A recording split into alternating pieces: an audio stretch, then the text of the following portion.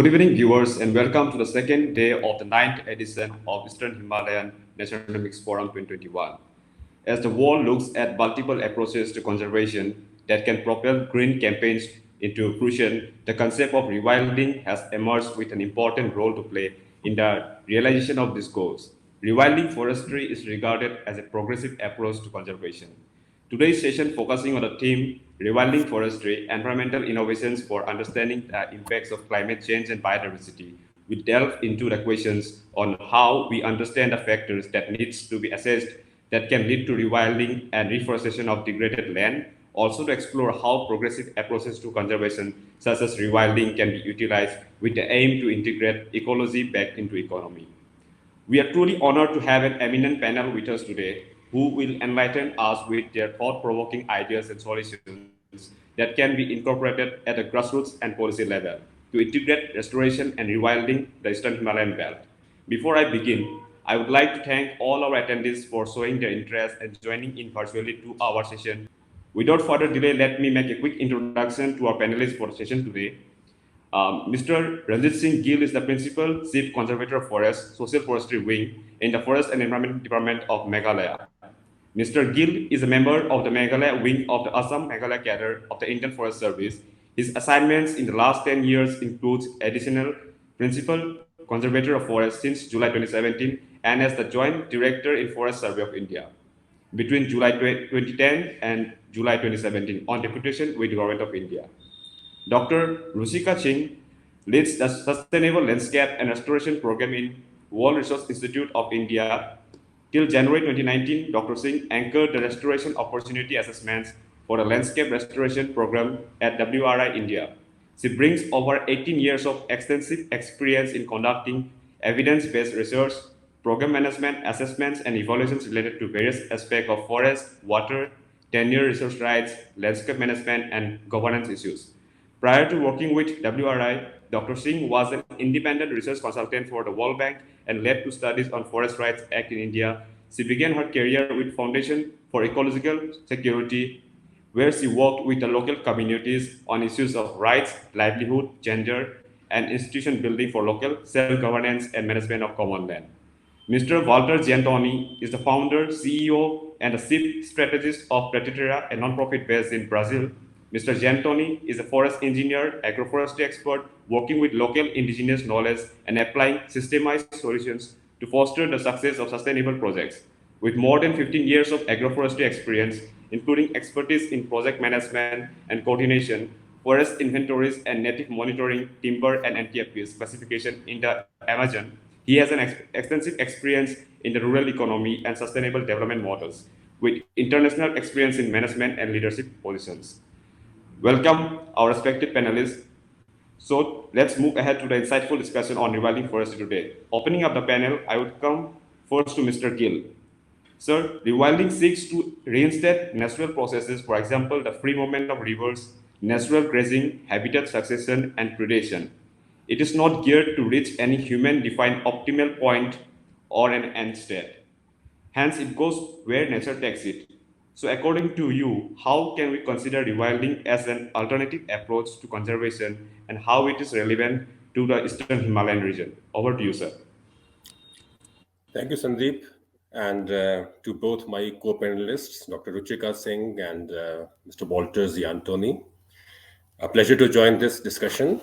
And Sandeep, you are our anchor today to lead this to a proper logical conclusion. Hopefully, after 1 hour, we'll all be better informed about our responsibilities of our age. Since I'm the first speaker, I would just like to point out that we are taking part in this session today at a very epochal moment in the history of the world, the history of human civilization. And when I say historic, I'm not just referring to the few centuries of recorded history, terminating with the time in which we are living. I'm looking back to the age of Genesis, when the story of man started from very rudimentary levels. The most remarkable part of that age was that humans, the Homo sapiens, as we know them biologically, the plants, and the animals, they all existed together in the Garden of Eden in a constant state of conversation with each other. Now, no matter how apocryphal that narrative may be, the important point to note is that the Homo sapiens at that point of time existed in a state of equilibrium with the plants and animals, number one. And number two, when you have conversations, you are accepting everyone as an equal partner in the adventure of life. No single species is so arrogant and so insouciant as to dominate the other species and without regard to their welfare take decisions which are focused on the welfare of only one particular species. And as we progressed, the Homo sapiens emerged not only as the dominant species on the planet, they also emerged as the most unthinking species or the most insensitive species with regard to the other inhabitants on the planet. And the most serious part of it was that it brought a disbalance in the scope of progress. It brought a disbalance in the narrative of the world, of this planet, leading us to a series of crises. Today, when we talk about climate change, we are referring to it not because it is some sort of a common concern of all the species on the planet, but because for the human species in particular, because our thinking starts and ends basically with ourselves, it presents an existential threat to us. And we are aware that time has come, a tipping point has come, where we have to acknowledge the welfare of all plants, all animals, everyone on this planet in order to ensure that we survive.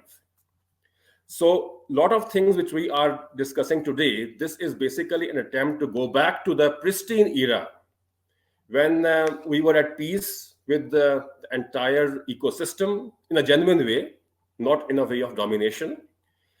And we were willing to take decisions in close consultation with the other species. Today, when we talk about the biodiversity, I will just give the brief UN definition. The variety of life on Earth, it includes all organisms, species, and populations, the genetic variations among these, and their complex assemblages of communities and ecosystems. What this basically transforms in simple kindergarten language is we are all in it together, and you better understand it fast. Now, today, when we are at this point, when we have realized that we have to salvage all that we have carelessly cast away, it's very important for us to find the moorings in this time.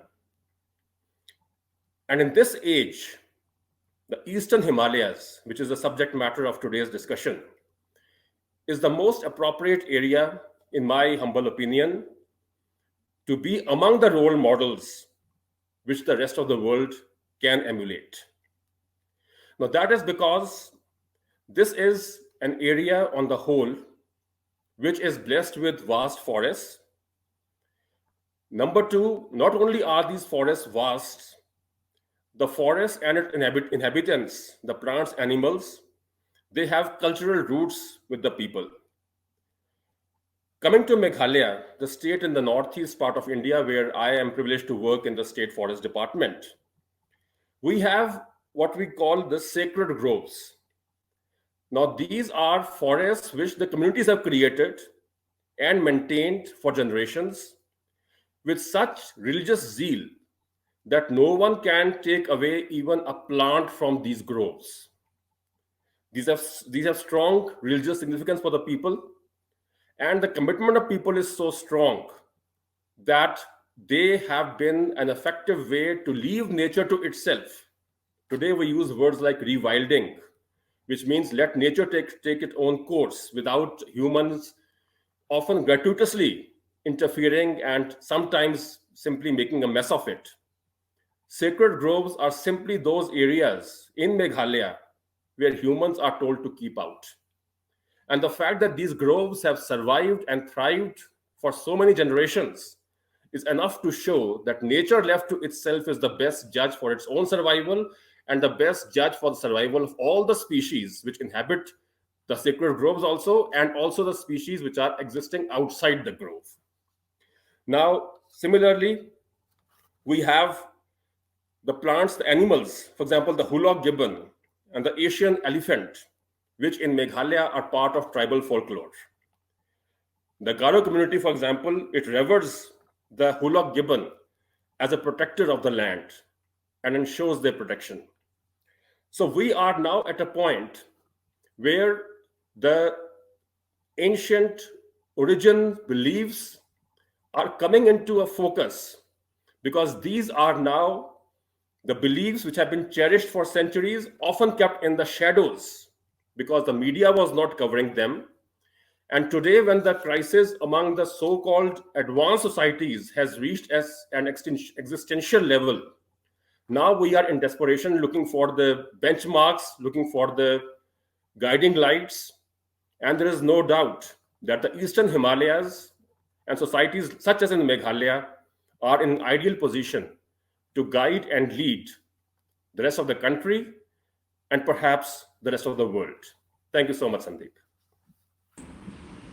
Thank you, Mr. Gill. That was really insightful on the context that you build up in context to the Eastern Himalayan communities and how they are intricately related to the ecosystems around, and how we can think on that in the process of rewilding. Coming to Dr. Ruchika, rewilding is one of the most vigorously debated topics in conservation world today, despite or perhaps because of the lack of agreement or about how it is defined and how it is applied.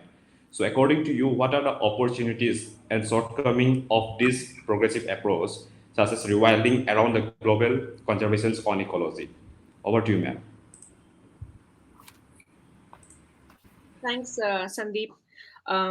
First, for a generous introduction, as well as thank you also to Balipara Foundation for inviting to this panelist, and delighted to be on this panel with Mr. Gill and Walter.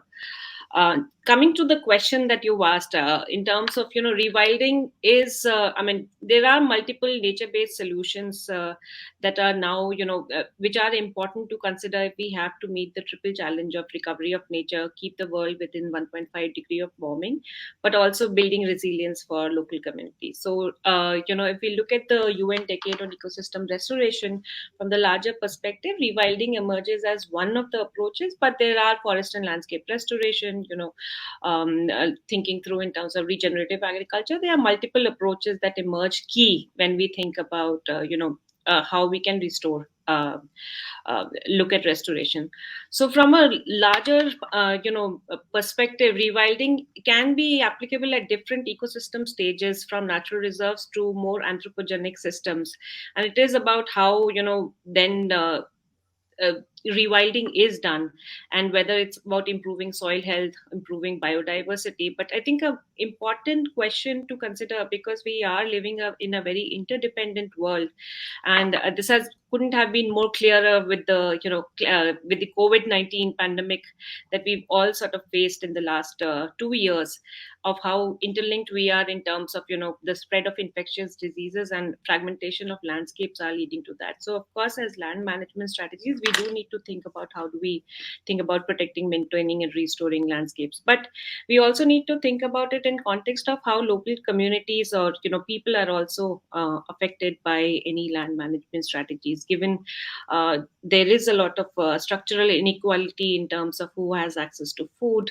basic sort of services and resources. So any land management strategies, or when we think about rewilding, we need to think about in context of how does it lead to or not lead to alienating local communities. I think Mr. Gill, in terms of the example from Meghalaya, the sacred groves is a good one in terms of how everything is sort of coming together with people also leading some of these management practices. So how do we sort of think about protection and natural regeneration, or think about rewilding in context of these larger conversations is something which obviously has been debated. And how I sort of, I mean, in my perspective, how I think about it is, of course, as I said, with the IPCC report, it couldn't have been clearer. I mean, this summer, the report was clear in terms of it is code red for humanity. We need to think about, it is a climate crisis, but it's also an issue of climate justice. And we need to think about a strategy for conservation, but we need to also think about it in context of tenure and resource rights, and how we think about this in terms of what role uh, should be played when we start, when we are thinking about planning these decision processes. How do we plan for land management? So any in from the larger sort of context in terms of sustainable land management strategies, but I basically, the point I also want to make is, thinking about conservation cannot be without people. So how, if we can think of it not as a binary, but more interlinked in terms of aspects to sustain and thrive together, that becomes very important. And I think this was something in the COP26. One of the things which uh, was, can, are the indigenous knowledge and conversations being heard? Was that heard enough? For instance, in the COP that just ended, how do we sort of think about adaptation practices as well? So from when I think about rewilding, when I think about it as, we should think about as in terms of land management strategies which take people and nature together. So I mean, it is a natural process. I mean, any ecosystem, for the larger ecosystem restoration to happen, it is about how, what actions are taken basically that can help in integrating human well-being and also maintaining ecological integrity. So when we are thinking about that, how do we also think about, and the ecosystem recovery is of course a natural process. It, and there are intrinsic properties of ecosystem in terms of how they adapt to changing climate, and it's, people may guide or assess this in different processes. So one would see examples of different types of assisted, lightly assisted, moderately assisted, or whatever form of restoration, or different land management interventions that might be. So I think the larger point basically that I want to and I'm happy to come back to this later, the larger point I want to make is, I mean, when we think about rewilding, I mean, if it is without people, I mean, if we are not really thinking about it as a more intrinsic management strategy, then and that's been one of the controversies around that as well, right? So how it's important to look at it not how we do it with people. How do we think about local communities? How do we think about livelihoods? Who's really has tenure and resource right, and some of those issues. Thanks. Thank you, Dr. Rosika. That is very well said, and thank you for bringing in the element of climate justice here. I mean, for rewilding to happen, the fringes will be the forefront warriors to transform and to have this ecological transformation that we are looking or talking today. So, in that context, coming to Mr. Giantoni, we have outlined some potential explanations for the apparent limited engagement with rewilding the forestry sector of Eastern Himalayas. So, do you think forest resources should have more notice on it and contribute seriously to the policy development? Over to you, Mr. Gentile. Thank you so much, Sandeep. It's a pleasure. I'm delighted to be here with Dr. Ruchita and Ranjit.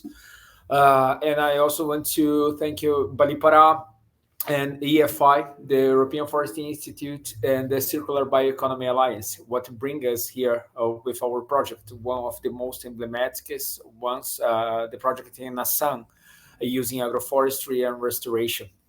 And regarding your question, specifically, if forestry resources should be the focus when we talk about regenerating forests or creating policies, I think definitely. As Dr. Ruchika just said, people should be considered all the process through. We cannot have binary or simple answers or approach when you wanted to rethink the whole process, the way we do a restoration, the way we do conservation, and the way we do agriculture. As it has been said, we have a climate crisis, what can also be called climate justice. But most importantly, what we have is a climate opportunity. If you start to think that we can do differently, that you can mimic the forest intelligence, the nature intelligence, and apply this to our agriculture, to the way we do agriculture, and more importantly, the way we do agroforestry, it means that we can involve people, we can involve the livelihoods into the solution. And doing this, we will automatically apply belonging. So when we talk about rewilding the forest, we are talking pretty much about bringing human beings, as Dr. Ranjit has just said, this pristine stage. If you can look at ourselves, human beings, as part of the solution, we are talking about belonging. We are talking about doing or living with nature, together with nature. And when I'm saying that, if I can bring that a little bit to what the Preta Terra does, what we do, we plan agroforestry systems using modularity, replicability, elasticity, and several approaches looking towards a landscape impact. It means that we look what nature has been doing for thousands, millions of years, how nature has applied intelligence to the co-evolution, how you can have a stratification, succession, all the process that biologically occurs in nature, and it just goes well. If you leave nature by nature itself, it will all goes well. We have no climate crisis there. We will be back to the early stages of carbon quantities in the atmosphere. Everything will be okay. So the problem, and automatically the solution, is ourselves.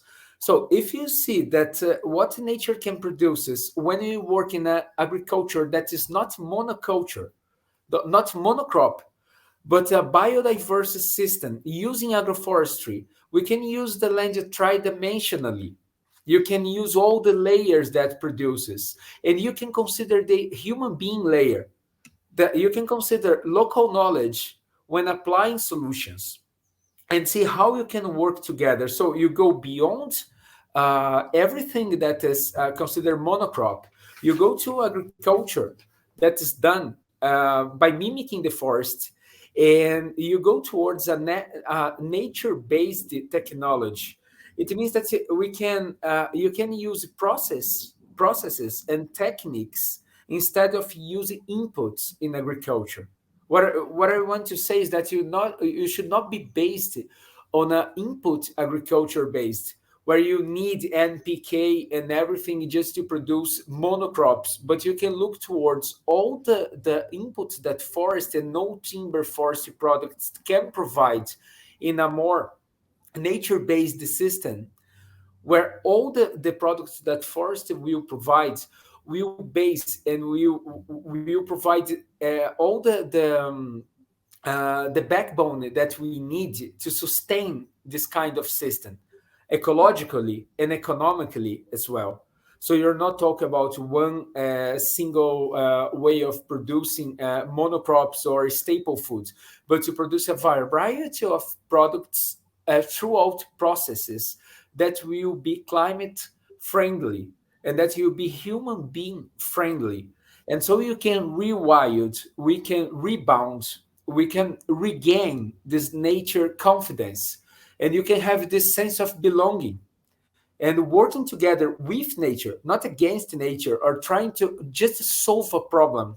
But you can look at this whole climate crisis as a climate solution. And carbon is just a consequence. Carbon is one product.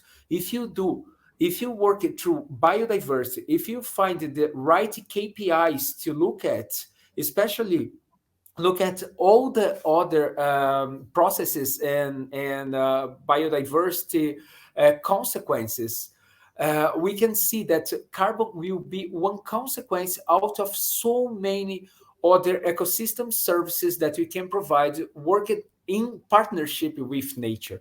And I can come back to this point of applying KPIs, specific KPIs, to see how agroforestry and regenerative agriculture can help us to be game changers in this climate crisis. Thank you.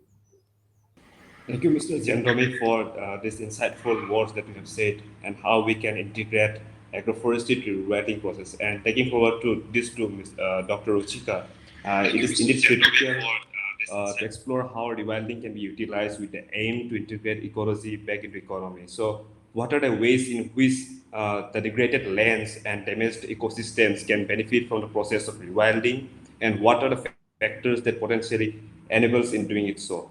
Over to you, ma'am. So there are, I mean, if we think about what are the ways in which degraded land and damaged ecosystem can benefit from process of rewilding or ecosystem restoration in general. I mean, there are multiple. I mean, how I look at it is, as I said, I mean, I look at NBS as one of the nature-based solutions. So um, the way, if we want to think about ways of how it could benefit, we do need to think about developing larger landscape level strategies, and I think Walter touched on that a bit in his sort of opening remarks as well. So how do we sort of plan for a larger landscape in terms of what are the key different interventions based on the local multiple land uses that are present, local ecological conditions, but also the demand and the priorities that is emerging from a particular area. So using a consultative approach, if one can kind of really plan that what is really needed in a landscape. And there would be, of course, interventions like rewilding, which will fit in very well. There would be interventions like agroforestry, farmer managed natural regeneration, or just natural regeneration. So all of that as a spectrum of interventions would fit in very well in terms of how landscapes could actually benefit from interventions like that. And I think how, in terms of just talking about the benefits can be multiple. I mean, of course, there is ecosystem service benefits both around carbon sequestration, but carbon is not, of course, the only one. Just in terms of the biodiversity, or in terms of water recharge, if we think about also several provisioning services, that's also can flow from that, whether it's in terms of food, very important, also in context of the Northeast, very important, or if we think about the local other priorities that people may have. So all of those are also benefits, but also it also provides an opportunity for jobs and livelihoods creation. I mean, and I think that's something. Ecology is economy. That's the sort of tagline, if I do remember, of this sort of session as well. So from a larger, if I look at it as more as a co-benefit lens, how we can plan for both some of these nature-based solutions, thinking through both in terms of environmental benefits that they provide, but also in terms of economic benefits, jobs and livelihoods that can provide. So then the strategies would of course require a much more sort of systematic planning in terms of what do we really need to do if we need to develop certain value chains. It's already happening, and you also see examples of that from the Northeast in terms of smaller different entrepreneurs or groups or organizations who are coming together. But if those have to be sustained, it requires a bit more sort of people coming together and supporting with whether there are capacity barriers, whether there are technological barriers, and how does one scale some of that. So I mean, those are the sort of important issues to consider if we do have to plan for restoration of basically degraded ecosystems, and rewilding would emerge as a important factor to do. So basically, any planning that may be done at the landscape level, focus on, and I can give you some example from our own work here, what we've been also doing in WRI India, how plan for larger landscape level strategies, thinking through tools and approaches which are participatory consultative. One of it is Rome restoration of opportunity assessment methodology, which we've sort of adapted for the Indian context. So thinking through in terms of key stakeholders or actors or networks that may be needed to be brought together in a landscape, thinking through in terms of interventions. And that's where, whether it's rewilding, whether it's larger sort of agroforestry, or just protection, conservation, it's a whole gamut. And I know there's small, obviously there are nuances between all of these interventions when one look at it, but for what, all of these would have also different there are trade-offs in terms of when one is doing this planning at the landscape level of what interventions do get a priority. So those trade-offs need to be discussed. So when one thinks about the benefits, one would also have to think about trade-offs in the planning process, and then because those benefits eventually have to be realized if we want to see any of these processes to be scaled up, from the larger question of climate commitments, but also the questions around the sustainable development goals, for instance, that India also have, we also have, and we have targets under that. So if one wants to systematically measure, then some of these issues would be also become important to look at from that perspective, to see that how we kind of really learn also from what's happened in the past, learn from examples that we can like the examples from Meghalaya, but also from other regions, and can we sort of build that when we think about the benefits case as well. Back to you. Thank you, Dr. Ruchika. That is very well reflected. And with the case studies that you have said from WRI, really resonates how we have to incentivize, livelihood or economy in order to help rewilding in process. So coming to you, Mr. Gill, it is rational to assess the significance of rewilding in the Eastern Himalayan belt that has lost notable amount of forest cover in the last 2 decades. How can rewilding be a method by which an economy can successfully integrate ecology into its regulation and policies for a sustainable future? Over to you, sir. You see, in our time, one of the most significant events has been the COVID-19 pandemic, which overtook the world completely by surprise towards the end of 2019. And then the entire 2020 went grappling with it. And the current year, 21, is also close to an end. And we are still not over with this. Among the consequences which COVID-19 brought on the world was the dispersal of populations.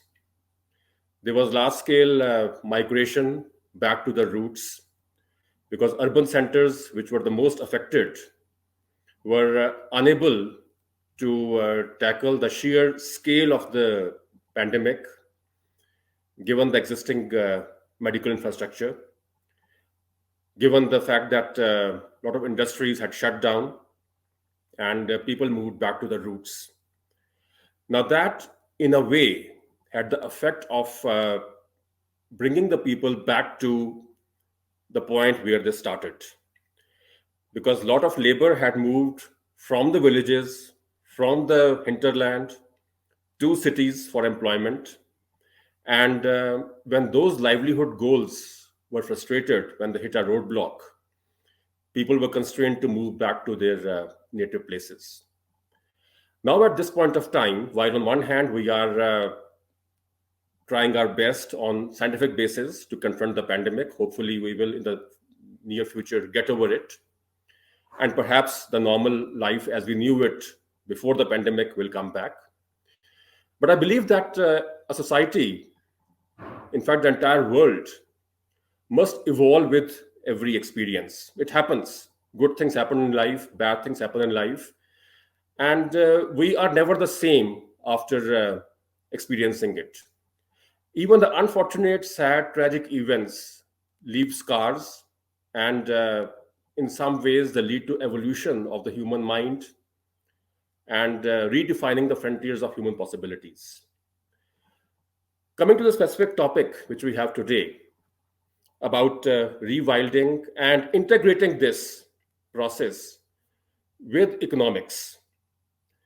Because the fact remains that we have got in India 18% of the world's population, and any endeavor, any policy will have to correlate the environment with very fundamental food, bread, water requirements.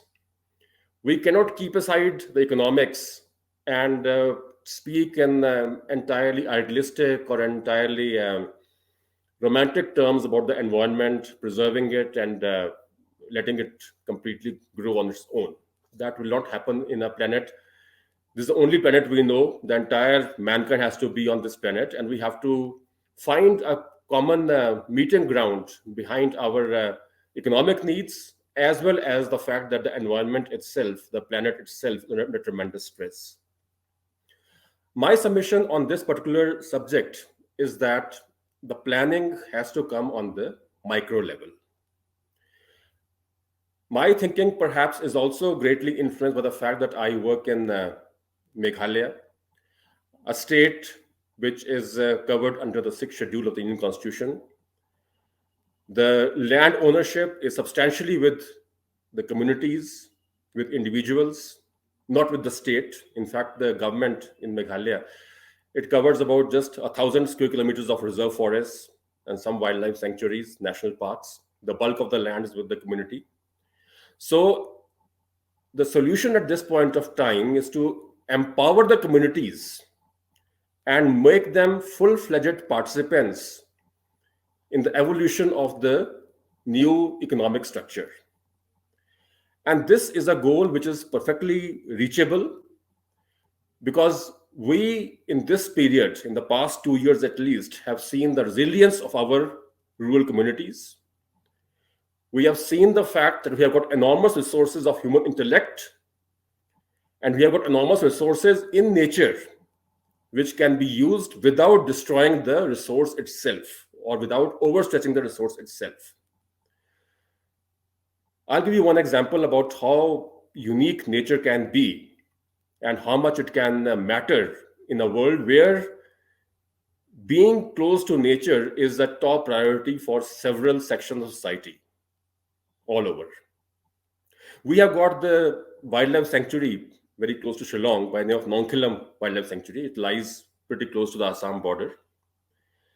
Now, in that sanctuary on the outskirts, I was just there maybe a month ago, and I saw a tree of Tetrameles nudiflora, a tree which had a girth of 13.2 meters. Now, you heard it right, 13.2 meters girth. When I saw it there, it was, an experience to stop one in the tracks. Now, something like that, if that can be declared a heritage tree, this is exactly what we had discussed that day, the committee which had sat over there, that this is what the humans look up to, not just as a means of recreation, but also to connect with their roots, with their past, and also find something more meaningful in the future. So ecotourism, as we often know it, is one of the key areas which can be developed, especially in the Northeast, in states where nature is still having a very substantial hold on the general environment, and where the break between humans and nature is not as intense, as explicit as one often comes across in more metropolitan or in more urban surroundings. At the same time, when we look at these areas which are still untouched, or if we create these areas which are untouched, we have to create zonations. For example, the entire state or the entire community or the entire region can't be converted into one large sanctuary, where the primary concern is to protect the animals or the plants. Because humans have got needs, they have strong economic needs, which also have to be met.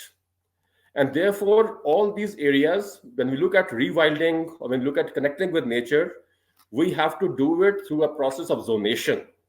We create a core area where nature is left completely untouched, allowed to evolve by its own dynamics. Around that, we have a buffer zone, an eco-sensitive zone where protection is provided from human interference. And then beyond the periphery, economic activities can gradually be created. Inside the periphery, we have only those activities which do not damage nature. For example, when we look at ecotourism, there are activities which are destructive of nature. At the same time, we have got stuff like canopy walks. So I mentioned a tree which is massive. Creating canopy walks, one of the most enticing and remarkable parts of ecotourism. And in some parts of Meghalaya, there are at least some places I've seen where we have got these root bridges, living root bridges, where live trunks are cast across the tree, and people go there and see nature at its best. And I have seen that just a short time close to a place called Doki close to Bangladesh border. And it's remarkable how much these places mean to the communities. And in fact, at Doki itself, when you go off boating on the Umgot River, that's so clear that it looks as if your boat is practically floating in the air. The photographs you see, you can't see the water at all. You just see the bottom of the river, the pebbles below, and the boat at some altitude.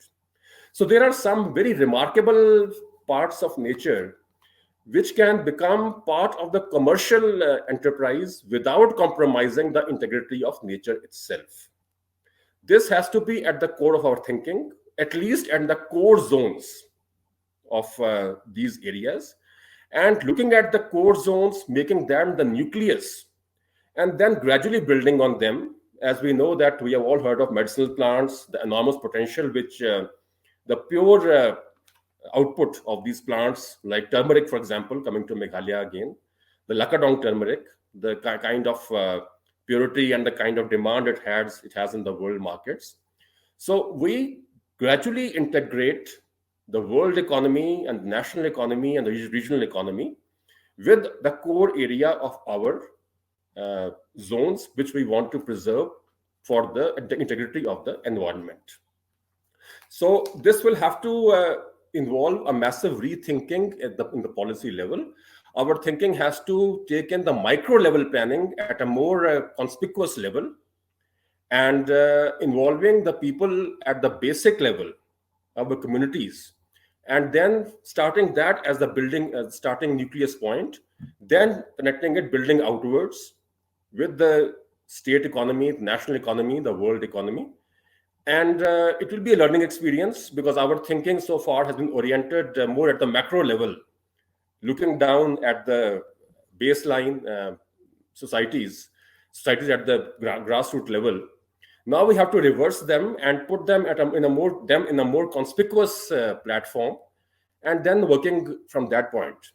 So this will be a learning experience, but to say that it's a hopeless situation or that we can't go much beyond this or it doesn't make economic sense, I don't think that is the kind of approach we can have at this point of time. It's a question of more innovations and connecting with nature and making economic sense of it without compromising the economic development. This has to be the challenge, which is perfectly reachable once we reorient our entire process of thinking. Thank you, Sandeep. That was indeed a thought-provoking reply to the query, sir, and has definitely shed light on the collaborations that we need to look for the future.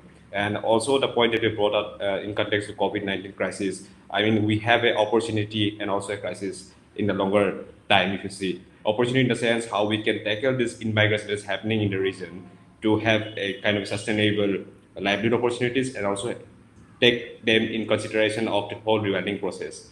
So, and also the example that you have said in context to the layers and demonstration that you have made in context to putting up layers of the economic activities and in context to the national parks and the preserved areas, we can definitely look into that. So coming to you, Mr. Giantoni, the Eastern Himalayas especially serves as an astute opportunity to pave the way for the global leadership to take notice of the natural process of rewilding in universal biodiversity action plans. So how do you see the region could lead a favorable restoration of degraded ecosystem at present? Over to you. Thank you, Sandeep. Well, this is an amazing area and very biodiverse. In a way that there is very many similarities of Brazil or the Amazon basin, the whole Amazon watershed. So the way the rivers recharge are recharged by the Himalayas, and how water is an ecosystem service that is provided by the mountains, by the forest, and by the whole ecosystem that is integrated with people, makes the whole basin, the whole area, an extremely important. What I see is that we have similarities in the places we can rewild the idea of nature serving as a purpose, but also not being something separated, but being part of the ecosystem and the livelihood of people. And if you do that with those nucleus, if you can extend that to a landscape level, we can save those places, we can conserve, and you can regenerate places that has so much to provide as ecosystem services to the world, not just to the place or to the country it belongs to in a way of geographic boundaries, but we are all integrated. And the environment of the Eastern Himalayas, of the forests that it provides and creates, and all the niches for animals and people that is there. And when we understand that, there's a very important thing on this belonging sense that I keep bringing to that. Generally, human beings or we are aggressive towards something that we don't understand, or towards something that are separated for our normal life, everyday's life. Once we start to get used or to understand that we are part of nature, we normally, like naturally, we can no longer be aggressive, being destructive towards nature. Once you understand that you are part of it, that nature are part of us. So the way you have built systems and cities, we have created cities that are no longer sustainable. Also, Mr. Ranjit brought this idea that how the pandemic showed people that were better to go back to nature or go back to their villages where things are more sustainable, simply because you can do agriculture, you can be part of nature, you can produce your own food, so you can feel sustainable because you are part of nature. You are able to take care of your own needs, and you are not depending on a city that is aggressive, that is pretty much built to be against nature or separated from nature. So, in a very simple way of explaining, if you start to do that, to take the matters in our own hands, and remember that nature is not against and is not a part of human livelihoods, and try to bring it back, we will have back our sense of belonging. Nature will be part of the solution. It will be solution-based technologies that we will apply for producing food, for facing and tackling climate crisis. And most importantly, we will understand that everything we do has an impact, and the impact comes back. So once you understand that, you can start to apply solutions that are nature-based. You can see education, for example, as a way of tackling all the problems we are having, all the crises or challenges we are facing. And if you apply education, we can train, we can help children to understand how nature are part of our everyday's life. And again, everything we do will have a consequence. So once you understand that, we can have those living labs. So the projects we are having now in Assam and the whole Southeast Himalayas can be living labs. We can show the world that you can make the difference, that you can put people, put livelihoods, understand the local knowledge, apply the local knowledge to understand what would be the best approach to use regenerative agriculture, agroforestry, to tackle challenges, to address the problems and challenges we are having now. And you can use those nucleus to expand it to landscape level, to have a landscape impact and help human beings to rebound. So basically, I think you have an amazing opportunity in hands. Thank you.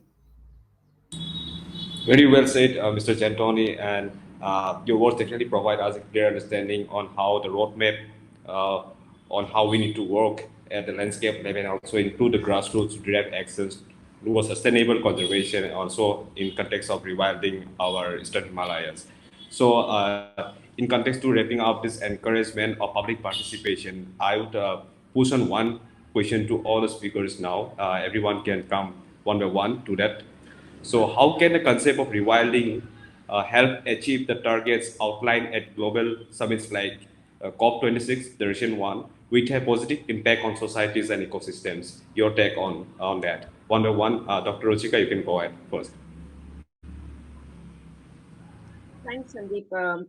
Important question in terms of how concepts like rewilding can help in achieving some of the climate targets that we have.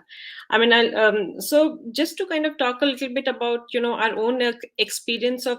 So we developed a restoration opportunities atlas for India in 2018, and from a big picture, if I talk about numbers for the northeastern states in India. There is a lot of opportunity for wide scale restoration, which is basically areas where the forestry is the primary land use, but also for mosaic restoration in almost 1.8 million hectares, which is a patchwork of land uses. And of course a lot of areas, almost 12 million hectares, can be protected, are healthy forests to be protected from degradation, diversion and fragmentation.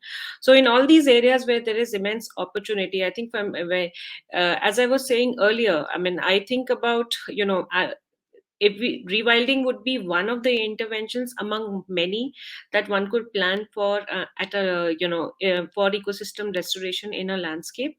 And there would be, at the higher landscape level, one could plan it out in terms of, different economic, social, ecological benefits that, the different ecosystem restoration interventions and can provide, and within that rewilding could play an important role. But of course then one would have to do much more deeper micro level planning to also see what interventions do make sense on the ground, and also linking it with livelihoods. That would be very important, because our own assessment indicates that, I mean, if the potential for forest protection and landscape restoration in the northeast is sort of is actualized, it could lead to sequestration of almost 91 million tons of above ground carbon by 2040. So of course there is a huge potential, and approaches like rewilding could potentially have a role, as long as it is done in context of local community needs. People are front and center in terms of different practices, what interventions are designed, and how they also would play a key role. So being conscious of time, I'm going to stop here and hand it back to you. Thanks. So first of all, I would like to thank my esteemed co-panelists for the tremendous discussion we have had and the inputs which have come and brought us to a point where we can now look at the practical or how the policies are to be executed on the ground. Now, coming to the Northeast, as we know that there is substantial forest cover, and we look at the data, we find that the Northeast covers about just about 7 or 8% of India's land area and contributes a quarter of the country's forest cover. These are very flattering figures. If you look at a little more closely, you find that plenty of forests are actually open forests, which means that canopy cover of about 40%. Canopy cover when you take an image from the satellite. So there are significant patches, open patches, where there's no trees on the ground. So there's tremendous scope for improving the quality of our forests, and without affecting the land available for other purposes. For example, these are forest areas. There is no agriculture there which will get sidelined if we take any measures inside the forest. So restoring the forests through letting them grow on their own, rewilding as we say it, can substantially improve the level of carbon sequestration and to make the net carbon close to zero over the coming years. And therefore, forests at this point present a very key input into the process of restoration of the carbon in the atmosphere and to achieve our carbon goals, including the commitments at various international fora. So I would look at this as a renewed age when the rejuvenation of the forests is at the center of future planning, and putting it all together, starting from our discussion in the very beginning, where we had begun from the genesis and then coming down to the closing part of the second decade or starting of the third decade of the 21st century, a long journey. At the end of it, what we have is substantially damaged environment, which needs restoration, and there is tremendous scope for it by letting it take its course. And of course, there's plenty of scope for it because a lot of forests which we see today are not in the best of shape. And it's very important that they are allowed to grow on their own, and at the same time providing competitive options for the people to meet their economic needs through promotion of ecotourism and the development of medicinal plants, herbal gardens, and the homes of people. I mean, there in Meghalaya, we have often seen people are having gardens inside their homes, cultivating a variety of products which are commercially competent, viable for being processed further. And the State Medicinal Plants Board and the National Medicinal Plants Board in Delhi, they have taken some very brilliant and bold initiatives to achieve the intrinsic, the latent potential which lies in the northeastern states.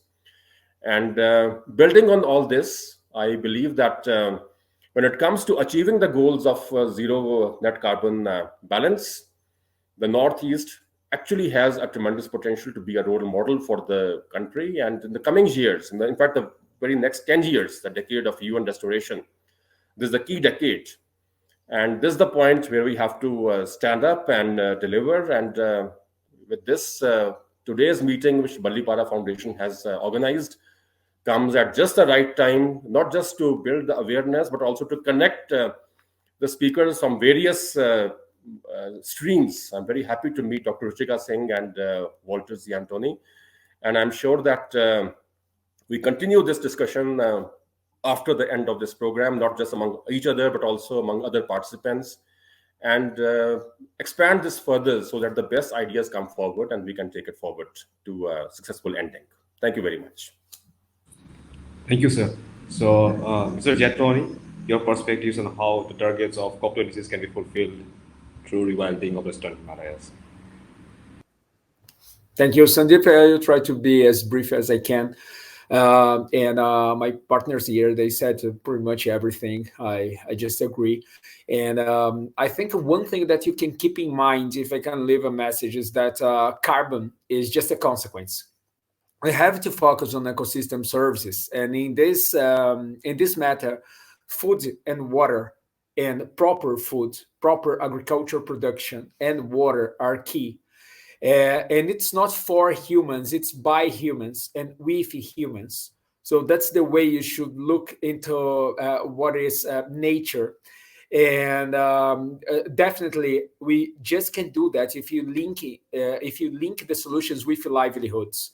And in the end, if you want to plant this 1.5 trillion trees in the world to bring the carbon quantities back to previous industrial revolution rates, we will have to have seeds and seedlings. And for that, we need people. And you need to involve livelihoods. You need to understand that people is a key part of it. And as human beings, you have to look into the forest as part of our environment and have back this belonging sense. And carbon is a consequence on this procedure, on this method, on this endeavor that you are taking as humans for now on. And thank you so much. I want to thank you again, Mr. Ranjit and Ms. Ruchika. It was very nice. Thank you so much, guys. Thank you, Mr. Ziantoni. That was very thoughtful of you. I am grateful to all the panelists that you have made up your time to reach out to us and participate in Ballipara Foundation for the 9th Eastern Himalayan Nationalist Forum. And we look forward to take this discussion of ecologist economy from here and look forward for future collaborations. Thank you, everyone. Thank you, Mr. Gill. Thank you, Dr. Ruchika Singh. Thank you, Mr. Ziantoni.